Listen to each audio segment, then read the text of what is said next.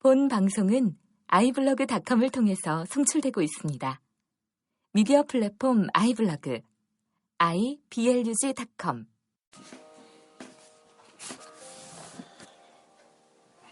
네, 안녕하세요. 네, 드디어 철학과 굴뚝청소부 수업을 시작하도록 하겠습니다. 벌써 새벽 2시가 넘어가고 있어서 막 소리를 지를 수는 없을 것 같고요. 네, 뭐 어차피 이 컨셉 자체가 그렇지 않나요? 저희 채널 자체가 그죠? 원래는 이제 신 앞에 선 단독자라는 제가 그 말을 좋아해서요. 신 앞에 선 단독자이면서도 근데 고독한 단독자인 거죠. 지금처럼 새벽 2시 혼자 녹음하는 고독한 단독자가 독학하는 인문학, 사실 뭐 이런 내용입니다. 그래서 사실은 근데 저와 같은 분들도 많이 있겠죠. 그러니까 꼭 뭐 철학을 전공하든 뭐 정치학을 전공하든 어떤 전공을 하는 전공자분들은 아니지만 어쨌든 무언가 저처럼 끊임없이 뭔가 더 책을 보고 싶고 내 삶의 어떤 사유에 대한 깊이를 더 늘려가고 싶고 이런 저 같은 욕망이 있는 분들이 분명히 있을 거라 믿고 이렇게 외롭게 계속해서 팟캐스트를 업데이트를 이어가고 있습니다. 자, 여하튼 그러나 이제 그동안 제가 정말 또 해보고 싶었던 거기도 하고요. 여러분 제가 가장 좋아하는 철학 입문서입니다. 저는 제가 지금도 그래도 이제 뭐 고등학생들이나 이제 성인반 수업들도 하고 있지만 여러분 이제 제가 항상 늘 강조하고 추천하는 철학 입문서는 이 철학과 굴뚝청소부입니다. 이 책보다 더 잘 만든 책은 우리나라에서 아직 없다라고 저는 단언하고 있는데요. 물론 이제 역시 저의 주관적 기준이니까 뭐 함부로 제가 그거를 강요할 수는 없겠죠. 하지만 어쨌든 제 이 세계관, 제 도시관에서는 가장 훌륭한 책인 건 사실입니다. 특히 왜냐하면요, 제 나름대로 근거를 대보자면 사실 여러분 철학 입문서들을 보면 다 거의 비슷한 포맷입니다. 그냥 좀 더 획기적인 어떤 뭐 아이디어나 자극적인 어떤 소재를 쓸 수는 있어도요, 대부분 어쨌든 뭐 철학자 중심이든 이슈 중심이든 여러 가지 쪼개져서 나눠지는데 문제는 그 철학사들이 어떻게 연결되는지, 어떤 큰 줄기를 갖고 있는지에 대한 것들을 알려주는 경우가 많지가 않습니다. 그래서 부작용은 뭐냐? 읽을 땐 재밌어요, 사실은요. 다른 그 대중 철학 입문서들은요. 읽을 땐 재밌고 쉽기도 합니다. 하지만 다 읽고 나면 남는 게 없다라는 가장 치명적인 문제를 안고 있죠.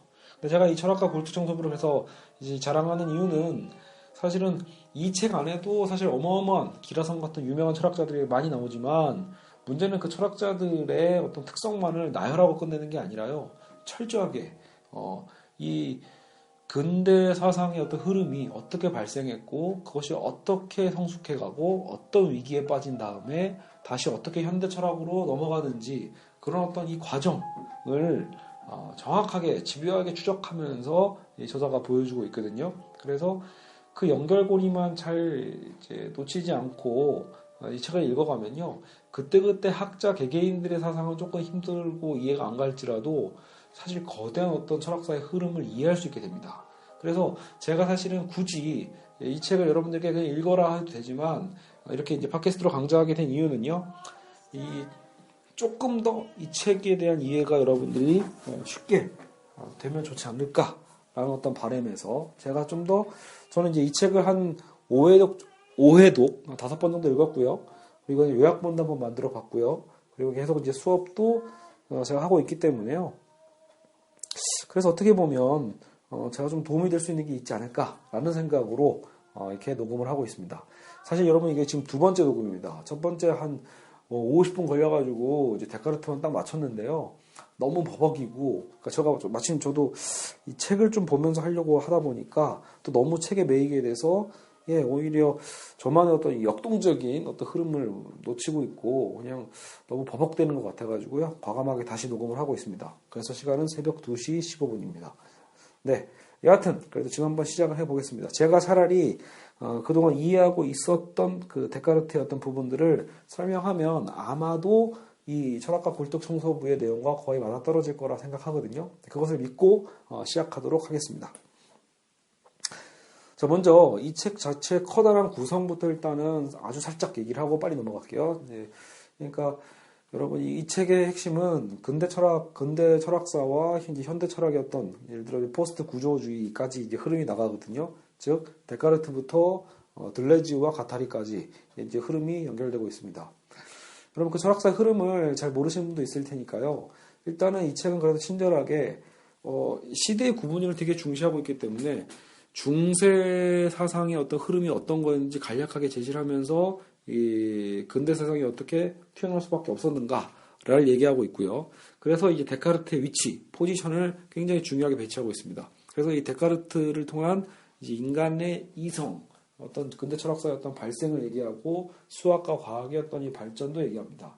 하지만 이제 그것을 이제 이성적으로 증명하는 어떤 저 데카르트 혹은 뭐 스피노자의 개념까지 나아갔다가 결국은 경험론, 과학적 탐구의 어떤 엄밀성을 더 중시했던 영국의 경험론 사례도 등장이 하고요. 그리고 하지만 영국의 경험론의 마지막 학자였던 흉은 결국 회의론에 빠지게 되죠. 이 경험주의 안에서 인과론 자체가 결국은 일종의 어떤 습관, 우연에 불과하다라고 하는 어떤 파격적 주장과 함께 회의론에 빠져서 근대 철학 자체가 위험에 빠졌을 때 이제 독일 철학이 등장을 하죠. 그래서 이제 칸트가 등장을 해서 이성과 경험을 종합해냅니다. 그죠?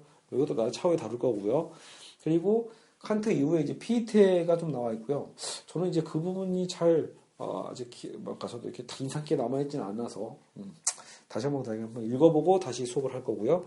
어쨌든 이제 칸트, 피에테 그리고 이제 근대 철학의 완성인 헤겔에서 완성이 됩니다. 헤겔의 어떤 절대 정신, 어떤 그 국가 철학에 대한 부분이 통해서 이제 근대 철학의 흐름이 완성이 되고요. 그리고 나서 이제 여러분이 이제 최근에 이제 유행하고 있는 유행이라고 표현하기 좀 그러네요. 어쨌든 여러분은 다 알고 있는 이제 니체, 막스, 프로이트 이 세 명의 학자들이 등장을 합니다. 즉 이제 근대 철학의 위기와 종언을 고하는 학자들입니다. 그래서 여러분 막스하면 어떤 그죠? 뭐 변증반적 유물론이라고도 하고요, 실천 철학이라고도 표현하는데요. 그리고 프로이트의 이제 무의식적 개념, 그리고 니체의 어떤 계모학, 욕망의 계모학 이렇게 표현을 하는데요. 그래서 결국은 이제 그들의 학자들이 끝나면 20세기가 넘어오거든요. 20세기 넘어와서 이제 빼먹을 수 없는 게 바로 언어 철학에 대한 문제가 나옵니다. 그래서 언어 철학에서 이제 그 흐름이었던 이제 훔볼트나 소시르, 그래서 이제 슬슬 이제 구조주의가 튀어나오거든요. 그리고 또 빼놓을 수 없는 이제 비트겐슈타인도 등장을 합니다. 그리고 이제 마지막에 이제 구조주의와 포스트 구조주의에서 뭐 이제 레비스트로스의 어떤 개념도 등장을 하고요. 또 제 기억에 리오타르, 그리고 미셸 푸코, 그리고 이제 들레즈의 어떤 차이의 철학, 이런 것들이 등장을 합니다. 자, 여하튼 앞으로 이제 그 흐름을 잡아가면서 여러분 제가 할 일은 아마도 이 전반적인 틀을 여러분들에게 잘 쉽게 알려드려야 될 텐데요. 일단 제가 이제 설정한 이제 이 책을 보고 또 그 후로도 여러 가지 책을 보면서 이제 확실히 이제 아주 피상적으로 얘기할 때 여러분 우리 같은 초심자들이 이해하기 쉬운 방식은 뭐냐면요. 결국은 여기서도 이제 주체와 대상 그리고 이제 그 인식에 대한 어떤 확실성에 대한 얘기로 그 가장 무게 있는 틀을 끌고 가거든요. 그러니까 여러분 이 도식만큼 잃어버려서는 안 됩니다. 철학과 굴뚝청소부에서는 주체가 대상을 어떻게 인식하는가에 대해서 이 주체, 대상, 진리에 대한 이 세 단어를 항상 축으로 갖고 끌고 넘어가야 됩니다. 그죠? 계속 이제 이 저자가 이진경 교수님이 계속 그것을 갖고 집요하게 파고들고 이제 계속 연결해서 가고 있거든요. 그러면 여러분들 이렇게 보시면 돼요. 주체가 뭐고 대상이 뭐냐라고 할 때 일단은 혼동스러울 수 있지만 좀 이따 이제 데카르트의 이론을 얘기하면서 자리를 잡아갈 겁니다. 근데 일단 여러분 이제 우리가 지금 중세, 근대, 탈근대 혹은 현대라고도 표현할 수도 있겠죠. 여하튼 중세, 근대, 이제 탈근대 시대의 어떤 세 가지의 거대한 시대를 이제 다루게 될 텐데요. 그때마다 여러분 시대의 주인공이 누구인가를 판단해 보면 훨씬 더 이제 그 시대의 흐름도 이해하기 쉽습니다. 즉 중세의 주인공, 즉 중세의 주체는 신이고요. 그리고 근대의 주체는 인간입니다. 일단 이것만 파악하셔도 여러분 훨씬 더 수월하게 어떤 철학사나 심지어 세계사의 흐름까지도 이해하는 데 도움이 되거든요. 그러면 그 탈근대는 뭐냐?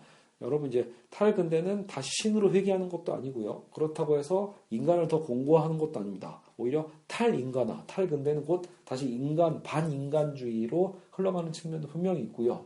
그죠? 그렇다고 해서 또 기독교의 어떤 거대 절대신으로 회귀하는 것도 아니고 오히려 일종의 어떤 상대성, 어떤 다양한 어떤 관점의 가능성으로 넘어가는 측면이 있습니다. 그래서 일단은 중세, 근대, 탈근대 어떤 이 흐름들을 여러분 간략하게 기억해 두시고 이제 데카르트가 어떻게 등장했는지를 설명해 드리도록 하겠습니다. 여러분 결국 방금 말씀드린 것처럼 중세 사상의 가장 모든 중심은요 신 중심의 시대였습니다. 그러니까 신을 중심으로 모든 것이 재편되어 있다 보니까 당연히 주연이 신인데 나머지는 다 조연 배우일 거 아니에요? 그러니까 인간은 곧 조연, 심지어는 대상과 도구에 불과합니다. 그래서 이 중세의 어떤 흐름이 왜 암흑시대로 불렸는가? 바로 인간이 신의 어떤 권력 앞에 철저하게 그렇죠, 대상화되고 객체화되었기 때문이죠. 여기서 혹시 이제 기독교나 그 종교를 갖고 계신 분들이 뭐 오해할 수도 있는데 사실 여러분 저는 개인적으로 뭐 카톨릭도 좋아하고요. 그리고 개신교로 했죠. 예, 개신교지만 카톨릭도 좋아하거든요. 근데 그리고 뭐 문제는 그러면 이제 이 철학사를 이해할 때 여러분 이제 이 중세는요. 그러니까 이렇게 보시면 돼요. 꼭 당연히 당시에는 이제 개신교가 있기 전이죠. 여러분 이제 근대로 넘어가면서 이제 종교개혁도 일어나는 거니까요. 엄밀하게 얘기하면 르네상스쯤에요. 그러면 카톨릭이 잘못한 거 아니냐 당시에. 왜냐면 지금 종교가 막 썩었다 이런 얘기 나오니까요. 근데 제가 보기엔 인류사를 보면요. 인간이 권력을 잡으면 항상 썩습니다. 그러니까 그게 종교 권력이 되었을 뿐이지 중세는요. 근대는 뭐죠? 결국은 이런 과학의 어떤 권력, 그죠? 어떤 이성의 권력이 자리 잡죠. 그리고 나중에 그게 결국 뭐예요? 무기와 전쟁으로, 그죠? 흐름이 바뀔 뿐인 거고 결국 그 안에서도 또 썩죠. 현대도 마찬가지고요. 여러분 그러니까 이런 흐름으로 보는 거니까요. 어쨌든 너무 오해 없이 들으시고요. 어쨌든 여러분 이제 중세를 비판할 때 그래서 이제 철저하게 이제 기독교의 신이 비판을 당합니다. 왜냐하면 그동안 중세 천년 동안 권력을 누렸으니까라고 이제 드리는 거죠. 근데 제가 보기엔 엄밀하게 얘기하면 신의 실존에 대한 그 여부는 여기서 여러분 판단 안 하셔도 되는 게 신의 여부와 상관없이 아까처럼 인간 조직이 썩는 거기 때문에요. 결국 카톨릭의 어떤 이런 성직자들이 부패하게 되고요. 그렇게 됨으로써 사상 자체는 이미 여러분 어때요? 신이 주체고 신이 주인공인 시대잖아요. 그러니까 신 주체인 시대 안에서 결국은 신의 권력을 대변하는 자들, 그러니까 교회가 곧 권력이 되죠. 그러니까 교회가 주체인 셈이기도 합니다. 다시 얘기하면 그래서 교회 권력에 의해서 결국은 수많은 어떤 일반 인간들이죠. 일반 사람들은 철저하게 복종해야 되는 객체로 전락을 합니다. 근데 문제는 인간이 이제 그런 어떤 종교, 어떤 교회의 부패도 있었겠지만, 결국 여러분, 여기 책에서도 나오지만, 브루노라는 어떤 성직자도 있었죠. 학자이자 성직자. 이미 이 사람은 우주의 무한함을 믿었고요. 즉, 코페르니쿠스의 지동설을 믿고 있었고, 지구가 중심이 아니다라는, 그렇죠. 당시 교회 입장에서는 지구를 중심으로, 그렇죠. 우주를 재편했었잖아요. 근데 이제 그것을 이제 부정하고, 끝까지 이제 그런 것을 자신의 사유로 굽히지 않다가 나중에 화형당하는, 비극의 어떤 성직자기도 하죠. 브루노. 그러니까, 그리고 갈릴레이도 여러분 알고 있죠? 갈릴레이도 그래도 지구는 돈다. 라고 이제 뒤에서 얘기했지만, 물론 이제 재판에서는 자신의 어떤 입장을 잠시 철회를 하죠. 바로 이제 그런 그 선배들의 어떤 희생일 수도 있는데, 그런 어떤 흐름 속에서 데카르트가 이제 등장을 해서 아주 이제 조심스럽게 이제 본인의 어떤 이제 근대 철학의 어떤 이제 혁명을 불러일으키기 시작합니다. 그래서 이제 여러분 생각해 보세요. 중세와 근대라는 말 자체가 한 글자 차이지만 시대 전체를 아우르는 표현이잖아요. 그만큼 어마어마한 변화가 있었다는 겁니다. 특히 이 사유의 변화, 신중심의 사회에서 인간 중심 사회로 변했다는 것만으로도 어마어마한 변화죠, 여러분. 그러니까요. 근데 여러분 이제 그랬을 때 여러분 이제 문제는 이거예요. 슬슬 인간의 어떤 학자들뿐만 아니라 탐구심이죠. 이제 탐구, 욕망, 그렇죠? 욕구 이런 것들을 막을 수 없잖아요. 그러니까 결국은 이런 거 안에서 과학의 어떤 탐구도 발전하니까 브루노도 생기고 갈릴레이도 있고 나중에 뉴턴도 나오는 거 아닙니까? 그러니까 데카르트도 결국 그것을 이제 그 토대를 만들어주고자 했던 거죠. 그렇다면 인간이 신에게서 독립하려면 어떤 조건을 취해야 하는가를 고민하게 됩니다. 그때 이제 중요한 게 세 가지가 등장을 하는 거죠. 다시 얘기하면 중세 때는요, 여러분 신앙을 믿었을 때는 나름대로 간편한 것도 있어요. 여러분 철학의 3분과라고 합니다. 존재론, 인식론, 윤리학 이렇게 표현을 하는데요. 여러분 존재론이라고 하는 건 그러니까 우리가 왜 존재하는가, 그죠? 우리는 어디서 왔는가 이런 표현들이잖아요. 근데 여러분 그 중세 신학에서는요, 신이 창조했다가 존재론이죠. 신이 창조했고 왜 창조했냐? 신이 보기 좋았더라. 이게 다거든요. 그러니까 그것만으로도 충분히 설명되어지기 때문에 굳이 얘기할 필요가 없지만 이제 근대 철학의 이쪽이 조건이죠. 독립하기 위한. 여러분 신에게서 벗어나기 위한 싸움이 곧 이제 데카르트의 역할이었거든요. 그러니까 신의 도움 없이 그리고 신의 어떤 영향에서 벗어나서 인간 스스로가 그렇다면 확실한 지식에 대한 참된 지식을 찾아야만 했거든요. 그렇지 않고서 여러분 실제로 독립이 아니잖아요. 그냥 독립한다고 해서 여러분 그냥 가출하면 되돌아오는 것처럼 진정한 독립은 자신의 이제 어떤 자산을 찾아야 되는데 챙겨야 되는데 결국 그 조건이 바로 뭐다? 그렇다면 우리는 왜 존재하는가? 어떻게 존재하는가에 대한 존재론적인 연구를 하게 할 수밖에 없죠. 그죠? 성경의 도움을 받으면 안 되니까요. 그걸 부정하고 싶었던 거기도 할 거고요. 그리고 또 하나 가장 중요한 게 인식론이죠. 즉 지금 내가 인식하고 있는 저 대상, 즉 내가 지금 저 컵 빨간 컵이라고 인식하고 있는데 저게 정말로 빨간 컵이 맞나? 주체인 나는 그렇게 생각하지만 인식되는 그 대상이 정말로 내가 인식하고 있는 것과 일치하는가에 대한 어떤 그 문제가 인식론입니다. 좀 이따 이 부분을 좀 자세하게 다룰 텐데 바로 인식론적인 문제가 가장 중요한 이 근대 철학의 포인트가 되죠. 근데 그 또한 여러분 중세 때는 뭐가 문제가 안 되죠? 그냥 신이 계시한 게 인식이죠. 그러니까 신이 온전하게 계시해 주는 것을 우리가 믿고 따라가는 것이 곧 지식의 참된 지식이거든요. 그러니까 인식적인 어떤 의심도 필요가 없었던 게 역시 신의 시대죠. 자, 그리고 마지막이 바로 윤리론, 윤리학이죠. 어떻게 살아야 되는가라고 할 때도 여러분 신의 시대는 심플하죠. 그러니까 그 성경에서 시키는 대로, 성경 말씀대로, 그죠? 신이 명령하는 대로 살아가면 되는 거죠. 그게 윤리입니다. 그러나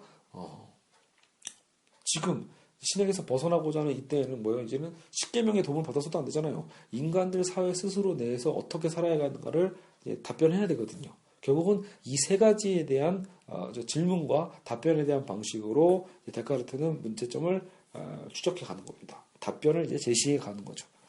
자, 이해가시죠? 여기까지는요. 자, 여하튼 그렇다면 이제 데카르트가 했던 방식은 일단은 방법적 회의라는 것을 하죠. 이 유명한 방법적 회의. 여러분 다 들어보셨을 거예요. 그러니까 당시에 진리는 없어. 그죠? 참된 진리는 없어라고 얘기했던 또 회의론자들의 어떤 방식이죠. 끊임없이 의심해 보는 거죠. 다 의심해 봅니다. 이게 어떻게 확실해라고 얘기하는 회의론자의 방법을 말 그대로 벤치마킹한 거죠. 쉽게 얘기하면. 그래서 데카르트가 방법적 회의를 통해서 모든 걸 의심해 봅니다. 여러분 사실 우리가 뭐든지 의심해 볼 수는 있는데 대부분은 그냥 있다 치고 살잖아요. 그러니까 보통은 그냥 그래도 당연히 있는 거 아니야? 존재하는 거 아니야? 인식하는 게 맞지 않나? 하얀 건 하얀 거지 뭐 이렇게 우리 생각하잖아요. 데카르트는 정말로 집요하게 물어봅니다. 집요하게 의심합니다. 저게 왜 하얀색일까? 정말로 맞을까? 어떻게 확증할 수 있지? 지금 여기가 꿈이 아니라는 걸 어떻게 확신할 수 있지? 우리의 후각이 지금 내가 지금 맡고 있는 냄새가 그죠? 단팥빵 냄새인지, 그죠? 소보루빵 냄새인지 어떻게 확신할 수 있지? 라는 거에 대한 이 확실성에 대한 의심을 끊임없이 하고요. 거기에 대해서 확실한 답변을 할 수 없는 것들은 다 확실하지 않은 진리가 아닌 것을 일단 치부합니다. 그러면 여러분 결국 어떤 진짜 지식이 어디 존재할 수 있겠어요? 거의 없겠죠. 그러니까 그때 찾아낸 게 바로 코기토입니다. 그러니까 즉 나는 생각한다, 고로 존재한다. 이거 여러분 다 한 번씩은 들어봤던 유명한 말이죠. 코기토 에르고 숨이라고 합니다. 나는 생각한다, 그러므로 나는 존재한다. 라는 거죠. 결국 여러분 이 얘기는 뭐냐면요. 아까 끊임없이 의심한다고 했잖아요. 다 의심을 해봐요. 뭐든지. 우리 오감과 우리 어떤 존재와 우리의 모든 어떤 이 삶 자체를 의심해 보더라도요. 그럼에도 불구하고 의심하고 있는 동안에도 의심하고 있는 주체인 나는 존재하죠. 자, 다시 한번 얘기할게요. 자, 다 의심을 하고 나는 정말로 살아있는 게 맞나? 내가 생각하는 게 맞나? 그죠? 뭐 이런 걸 막 고민하는데 그 고민하는 것 중에서 확실한 건 아무것도 없지만 그래도 이렇게 아무것도 없어. 정말 내가 알 수 있는 건 아무것도 없구나 체념하고 있는 동안에도 그 끊임없이 고민하고 그 체념을 생각하고 있는 그 나, 의심하고 있는 동안에는 나는 존재하는 거죠. 여러분, 그래서 이건 되게 중요한 게요. 정확하게 얘기하면 나는 적어도 생각하는 동안에는 존재한다라고 표현할 수도 있습니다. 다시 얘기하면 내가 생각하지 않으면 존재하지 않는 거다라는 또 나름의 극단적인 주장, 그러니까 어떤 그죠? 주장도 가능해지는 거죠. 그래서 여러분 사실 데카르트의 이 철학은요 관념론이라고도 불립니다. 왜냐하면 정신을 중심으로 우리의 사유를 중심으로 우리의 존재 확실성을 찾아가는 방식이거든요. 그죠? 그래서 나는 생각한다, 고로 존재한다. 즉 나는 생각하는 동안에만 존재한다 라고도 볼 수 있죠. 대신 우리는 그 생각이 항상 끊임없이 이어지고 있긴 하니까요. 여러분, 그래서 데카르트는 이 확실한 지식에 대한 것을 이제 이 나는 생각한다라는 생각 사유하는 나, 이 코기토를 중심으로 확장해 가거든요. 그래서 이제 이거를 본유관념이라고 해요. 원래부터, 그죠? 타고난 어떤 그 이성의 어떤 완전성에 대한 얘기들을 찾아가는 거죠. 확실한 지식을 찾고자 해서 여러분, 그러니까 여러분 이게 그래서 보통 대륙의 이성, 대륙의 합리론 읽히게 할 때 이게 이거죠. 타고났다라는 거죠. 그러니까 뭐 재능을 타고났다가 아니라 말 그대로 영국에는 경험론이 있잖아요. 영국 경험론자들은 인간은 태어날 때부터 어떤 이성의 어떤 능력을 갖고 있는 게 아니라 몸으로 부딪혀 가면서 이 감각적으로 이 경험을 쌓아가고 그것을 노하우 삼아서 반응하는 거야 라고 이야기하는 거거든요. 근데 이런 데카르트의 이성론은 뭐예요? 아니다. 우리는 타고난 관념이 있어. 어떻게? 이 확실한 지식에 이르는 그런 능력을 이미 갖고 있는 거야. 그래서 이건 본유관념이라는 거지 라고 표현합니다. 쉽게 얘기하면 여러분 이거 결국 그냥 이성이라고 같이 얘기를 하셔도 괜찮습니다. 알겠죠? 자, 그러면 볼까요? 그럼 데카르트가 생각했던 것들을 이제 좀 정리를 좀 해보죠.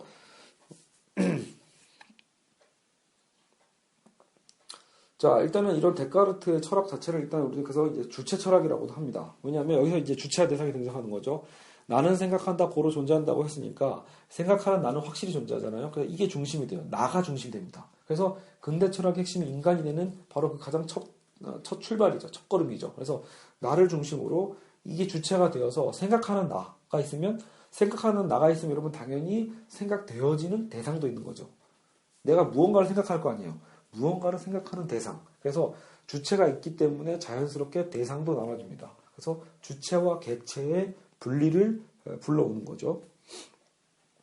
그래서 여러분 생각해보면 신에게서 독립하기 위한 방식으로 우리는 이 사유하는 나를 찾은 거잖아요. 근데 이 인간의 사유라는 것, 생각하는 이 주체는요, 필연적으로 이 자연과도 구분을 짓게 만듭니다. 왜냐하면 자연에는 사유하는 이성이 없거든요. 그러니까 사유하는 인간과 자연과의 어떤 철저하게 이분법적인 구성이 분리가 발생하게 되는 거죠.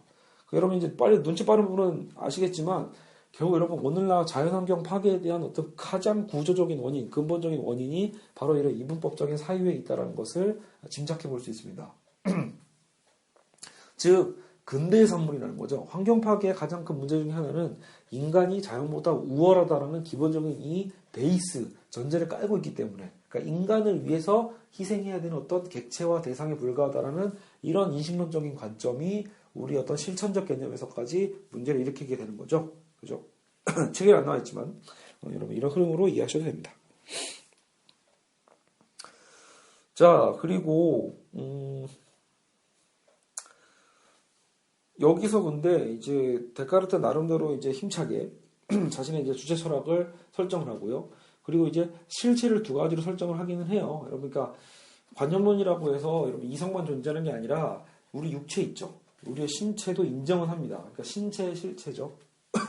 그러니까 데카르트는 가장 본질적으로 어쨌든 의심할 수 없는 실체를 두 가지를 설정하는데 하나가 바로 이 사유고요. 하나가 연장, 즉 공간을 차지하고 있는 것 자체는 역시 또 의심할 수 없다고 봅니다.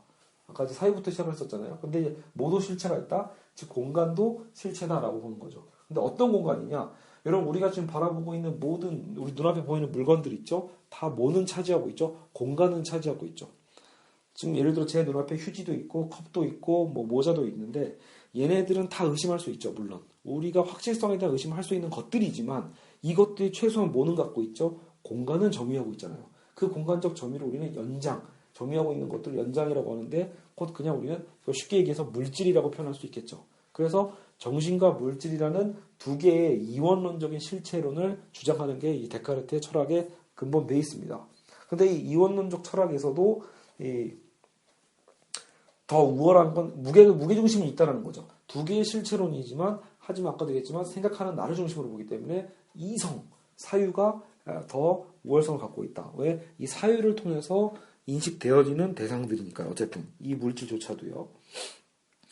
자, 그럼에도 불구하고 이제 이 저자는요. 이제 이진경 교수님은 이거를 이제 문제를 제기합니다. 뭐냐면 주체와 대상이 이렇게 분리되면요. 그러면 어떻게 주체가 대상과 일치하는지를 어떻게 알 수 있냐? 즉 아까 처음에 얘기했던 인식론의 문제가 발생하는 거죠. 어떻게 참된 지식에 우리는 이르를 수 있는가? 그죠?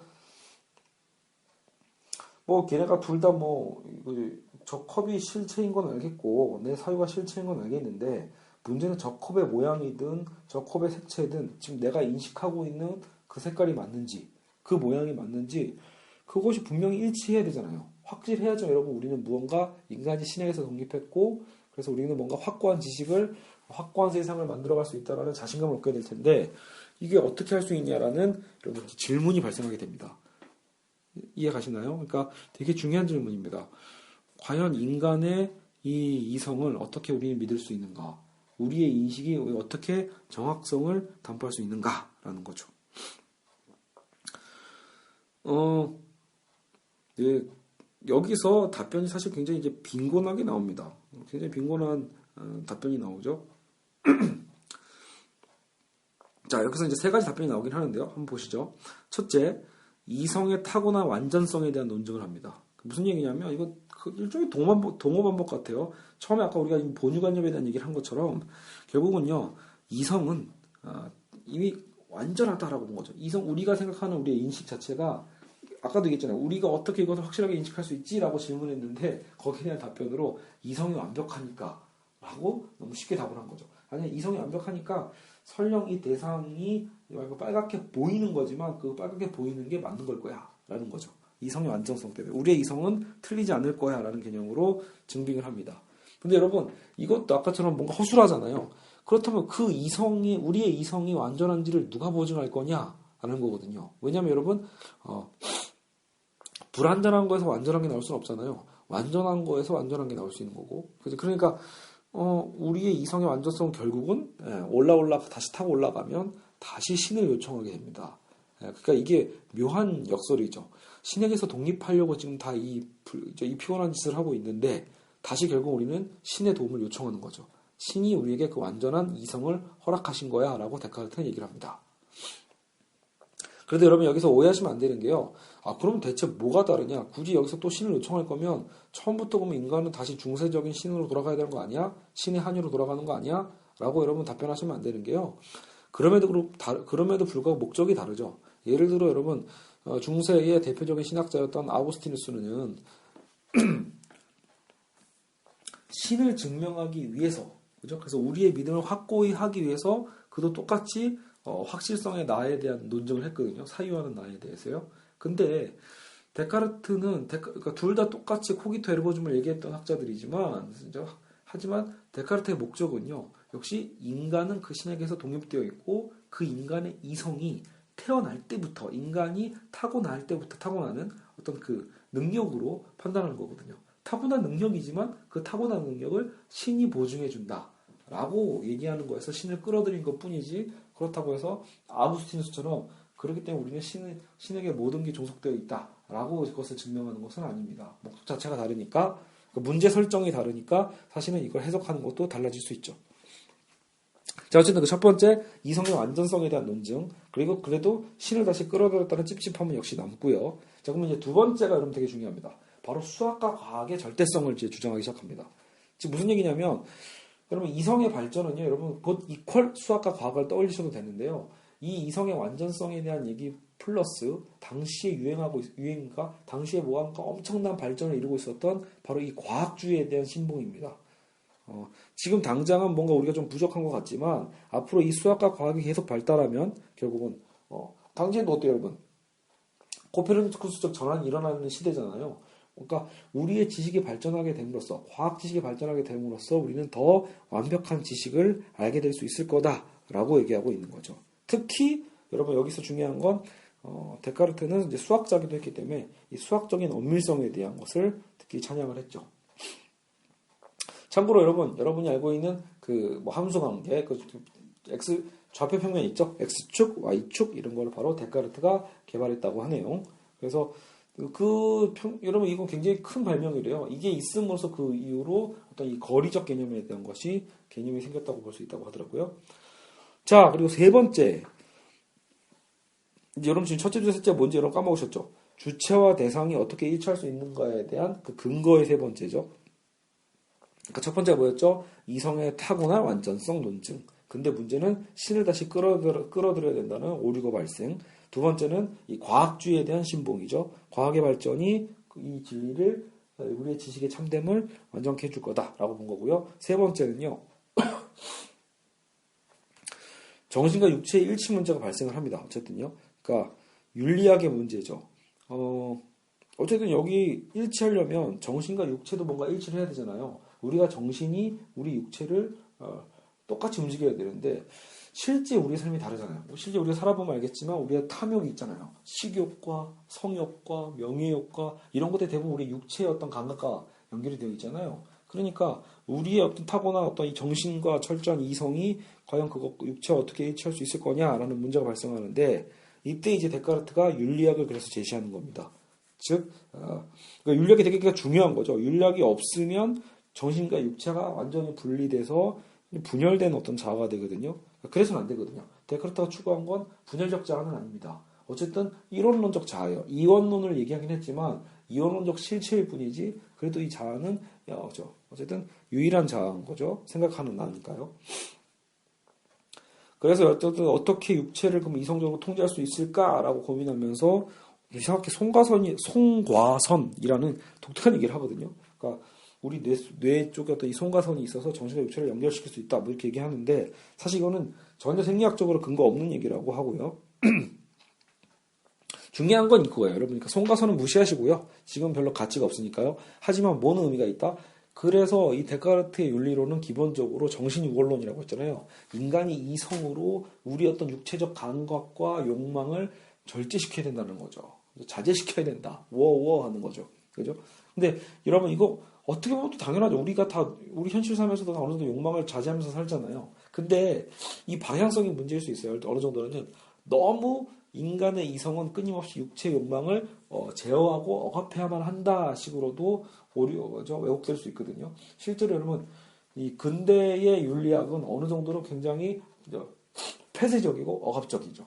그죠? 질서를 추구했고요. 인간의 수학과 과학뿐만이 아니라 어떤 인간적 삶의 사회 관계에서도 도덕과 법과 질서에 대한 것이 더 체계화되는 게 결국 이 근대의 특성이거든요. 여러분 이게 그러니까 우연이 아닌 거죠. 인간 이성의 발전과 함께 다 연결되는 엄밀성이라고 보시면 됩니다. 데카르트가 추구한 게 뭐라고 했죠? 처음부터 애초에 여러분 잊지 마세요. 진리를 추구한 겁니다. 확고한 지식을 추구한 거죠. 그러니까 이도저도 이래도 되고 저래도 되고 되는 어떤 상대성이 아닙니다. 절대성을 추구한 거죠. 절대적이고 객관적인 어떤 지식과 진리를 추구한 게 바로 이 데카르트 철학의 가장 큰 핵심입니다. 그 목적이고 그 목적에 따라서 근대 철학들의 흐름은 다 그 방향으로 흘러가거든요. 그죠? 그래서 인간의 윤리학조차도 굉장히 엄격하다는 특성을 갖고 있죠. 여러분 그래서 윤리학적 개념에서 보면요. 여러분 그러니까 중세 때는 신중심의 사회였기 때문에 인간이 억압됐고요. 객체로서요. 근데 이제 근대는 거꾸로가 아니죠. 거꾸로는 아니고 똑같죠. 사실은요. 그러니까 중세에도 억압되고 있었던 게 인간은 중세는 신중심이니까 인간 자체가 다 억압되고 있었다라면 근대는 인간이 주인공이긴 하죠. 그죠? 신은 바깥으로 떨려나고 인간이 이제 그 주인공 자리를 꿰찬 게 바로 근대입니다. 그러나 그럼에도 불구하고 어떤 문제가 발생한다? 바로 인간의 정신과 이성만 그 주인공이 된 것뿐이지 인간의 육체, 즉 어떤 감각과 감정에 대한 욕망에 대한 것들은 억압되는 시대이기도 합니다. 결국은 중세든 근대든 다 인간의 욕망은 억압되죠. 그렇죠? 그래서 나중에 여러분 이제 현대에 들어오면서 탈근대에 오면서 인간의 어떤 쾌락성, 어떤 육체의 어떤 해방, 그죠? 그리고 이런 어떤 개념들이 등장하기 시작하는 거죠. 욕망 자체를 이제 긍정하는 이런 개념들이 도입됩니다. 근데 이제 여러분 재밌게도요, 이 욕망에 대한 긍정과 개입은 사실은 거의 20세기 들어와서나 가능해지는데, 여러분 이제 바로 다음 학자죠. 데카르트, 이게 스피노자가 바로 그 욕망의 철학을 얘기했던 아주 그 근대 철학자인데도 불구하고 탈근대적 철학을 했던, 그죠? 이단아였죠. 그래서 스피노자가 바로 그 욕망을 긍정하는 윤리학을 제시합니다. 뭐 이거는 좀 이따 할 얘기고요. 자, 그러면 이제 어쨌든 여러분 데카르트의 세 가지 논거 여러분 다시 한번 정리할까요? 이제 어떻게 정신과 그 주체와 대상이 일치할 건가에 대한 어떤 문제성에서 이성의 완전성 논증했죠. 과학주의에 대한 신봉 얘기했죠. 정신과 육체를 일치시켜야 된다고 해서 윤리학을 도입했죠. 이 세 가지를 얘기했어요. 자, 그럼에도 불구하고 이제 이 책에 바로 이제 이 책 제목이 이제 등장을 하는 그 개념이 나오거든요. 주체가 결국은 그래도요. 이 아까 세 가지 다 결국은 한계성이 있었잖아요. 주체가 어떻게 대상과 일치하는지, 진리인지 아닌지를 어떻게 보증하는가라는 개념으로 거울에 대한 예를 제시합니다. 즉, 여러분 우리는요, 우리 얼굴을 알고 있다라고 믿고 있을 뿐이지 사실 확실한 게 아니죠. 우리는 우리 얼굴을 알고 있다라고 확실하게 믿고 있다고 착각할 뿐이지 우리는 한 번도 사실 우리 얼굴을 본 적이 없습니다. 즉, 우리는 우리 얼굴을 확실하게 알 수 있다는 보장을 받을 일이 최소한 어디선 없다? 내 스스로는 도저히 알 수 없습니다. 거울이 도와준다고요? 거울과 어떤 뭐 연못이든 다 마찬가지인 게, 연못이든 거울이든 걔네가 과연 우리를 정확하게 투영한다는 보장이 없다라는 거죠. 보장이 없습니다. 여러분, 그러니까 이런 이자적 관계죠. 이자 관계가 아까 뭐였죠? 주체와 대상의 관계도 이자 관계죠. 제가 주체죠. 내가 나를 바라보죠. 거울을 바라본다. 객체를 바라보는 거죠. 근데 거울도 나를 바라보죠. 거울 안에 비춰진 내가 비춰지니까. 둘 다 이자 관계인데 결국은 뭘 확보할 수 없다? 그 비춰진 내가 과연 나인가? 그죠? 내 모습 그대로인가에 대한 어떤 확증이 없다는 거죠. 결국은 뭘 필요로 한다? 다시 야, 이게 너 맞아 라고 옆에서 얘기해 증명해 줄 수 있는, 보장해 줄 수 있는 제3자를 필요로 할 수밖에 없는 게 바로 이 근대 철학의 딜레마입니다. 즉, 특히나 아까 전에 얘기한 것처럼 신을 자꾸 요청하게 된다는 거죠. 특히나 완전성을 주장하는, 그죠? 완벽한 어떤 신에 대한 요청을 자꾸 끌고 들어올 수밖에 없는 이런 한계성을 갖고 있다라고 이야기하고 있습니다. 게다가 그래서 이런 얘기도 해요. 과학주의를 아까 신봉한다고 했지만 문제는 뭐다? 과학의 결과물들 자체야 이제 뭔가 과학적이고 엄밀하다고 볼 수 있겠지만, 과연 과학 스스로가, 과학 그 자신이 과학적인가 아닌가 그 자체만을 판단하는 건 역시 또 제3자, 그죠? 또 다른 보장성을 필요로 한다는 점에서 과학조차도 과학의 엄밀성을 얘기하기에는 쉽지 않다라고 얘기할 수 있죠. 보증할 수 없다는 거죠. 과학이 자기 스스로가 과학인지 아닌지를 판단하기는 어렵다라는 식으로 이런 논리로 증명을 하고 있습니다. 자, 그래서 아까 처음 했던 얘기가 다시 나오는 거죠. 결국은 우리가 신에게서 독립하는 대가로 우리가 해결해야 되는 어떤 이런 존재론과, 그죠? 그리고 주체와 객체의 일치와 진리의 인식 문제, 인식론, 그리고 어떤 이제 그 성경의 어떤 말씀과 달리, 어떤 십계명과 달리 우리 스스로 살아야 되는 윤리학의 어떤 문제들에 대한 발생에 대한 얘기들이 등장할 수밖에 없죠. 자, 그래서 역시 지금 이 데카르트 논에 대한 이제 마무리인데요. 결국 데카르트는 어떤 세 가지의 방식으로 주체와 대상의 일치의 가능성을 주장은 했지만 여전히 그 한계성은 드러난다. 그죠? 왜? 이 주체와 대상의 이자적 관계에서 결국은 제3자를 또 필요로 할 수밖에 없다라는 것. 특히 그 제3자는 어떤 신과 같은 어떤 절대자에 대한 어떤 개념을 필요로 하기 때문에 어떤 인간에 독립하고자 하는 인간의 어떤 자발적 독립성에 대한 얘기가 한없이 약해질 수밖에 없다는 한계점이 있고요. 또 하나는 여러분 그 유아론적인 문제에 대한 얘기가 막판에 나옵니다. 즉 생각하는 정말 나 중심의 주체 철학이잖아요. 근데 문제는 생각하는 나가 나 혼자가 아니죠. 그런 나가 엄청나게 많이 모여있는 게 이 사회고 국가잖아요. 그런 나들이 모일 때는 의견 충돌을 어떻게 해결할 거냐라는 거죠. 결국 그러다 보면 나만이 옳다라는, 오직 나만이 옳다라는 유아론적인 논리의 오류에 빠지는 경우가 많다는 것도 문제가 있습니다. 아까 여러분 그 인간의 어떤 또 정신 우월론이라고도 했잖아요. 육체보다 정신을 우월하게 생각하는 이 데카르트의 철학의 그래서 문제점 중에 하나도 끊임없이 어떤 관념론적 개념에서 빠져서 육체에 대한 어떤 가치를 폄하하는 것도 있고, 또한 나는 생각한다 고르준다다 어떤 유아론적인 개념, 그래서 나만이 옳다라는 독단에 빠질 수도 있고, 이런 문제점들의 한계를 지니고 있다는 거죠. 과연 그래서 이 주체와 대상의 일치 문제에 대한 것을 어떻게 해결할 것인가에 대한 질문은 다음 스피노자 편으로 넘기도록 하겠습니다. 여러분 그래서 스피노자까지 한 번에 다 끝내려고 했는데 아무래도 거기까지 가는 건 무리인 것 같고요. 바로 다음 편으로 넘겨서 스피노자 편은 오래 안 걸릴 거예요. 스피노자 그 자체에 대한 얘기를 한다기보다 지금 우리가 발생했던 이 문제 있죠. 주체와 대상의 일치 문제를 스피노자는 전혀 새로운 방식으로 다른 방향으로 해결하거든요. 그래서 그 문제를 살펴보고 그런 영국의 경험론 파트로 넘어가도록 하겠습니다. 여러분 오늘 어쨌든 이 첫 수업은 데카르트가 갖고 있는 바로 이 근대 철학의 상징성, 그죠? 인간, 특히 인간 이성의 역할, 그래서 수학과 과학 그리고 어떤 이 객관성과 절대성 같은 흐름이 곧 근대를 지배했다라는 그것만 여러분 기억하셔도 충분히 가치 있는 수업이라고 생각됩니다. 아시겠죠? 오늘은 여기까지 하고 이 수업을 마무리하도록 하겠습니다. 네, 그럼 다음 스피노자 편을 기대해 주시기 바랍니다.